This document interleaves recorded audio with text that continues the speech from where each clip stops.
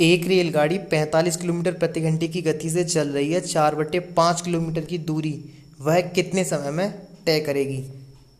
आप एक बात बताओ, एक घंटे में 45, कोई ट्रेन एक घंटे में 45 किलोमीटर चल रही है, लेकिन मुझे यहाँ पर 45 नहीं, मुझे तो 4/5 चलाना है। तो मैं ये कह सकता हूँ 45 की वैल्यू ही 4/5 है, और यहाँ से एक की निकालूंगा तो आप कहेंगे 4/5 इंटू में 45।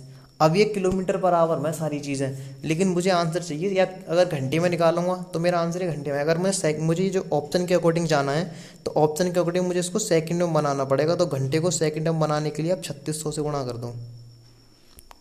अब 3600 से आपसे गुणा कर दिया, ये कट जाएगा 12 बार, और आपने इसे काट 9 टाइम्स।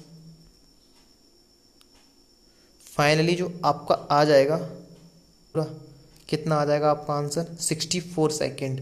आपको ऐसा करने में 64 सेकेंड लगेंगे। इस सवाल को आप डायरेक्ट फॉर्मूले से भी कर सकते हैं, लेकिन फॉर्मूला तो मैंने अभी तक किसी वीडियो में बताया ही नहीं है, तो फॉर्मूला तो आपको लगाना है ही नहीं।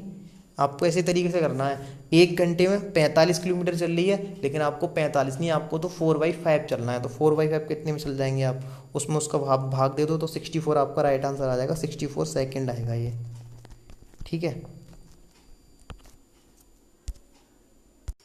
एक रेलगाड़ी एक खंभे को 15 सेकंड में पार करती है। यदि रेलगाड़ी की चाल 36 किलोमीटर पर आवर है, तो रेलगाड़ी की लंबाई बताओ। आपको यहाँ दे रखा है सेकंड, यहाँ दे रखा है आवर, तो आपको डायरेक्टली पहले इसी को चेंज करना है। 5/18 से गुणा कर दो, अब ये मीटर पर सेकंड में हो जाएगी। कितनी हो जाएगी मीटर पर सेकंड में, 10 मीटर प्रति सेकंड। आप एक बताओ, एक सेकंड में कोई ट्रेन 10 मीटर चल रही है, 15 में कितनी चलेगी, 150।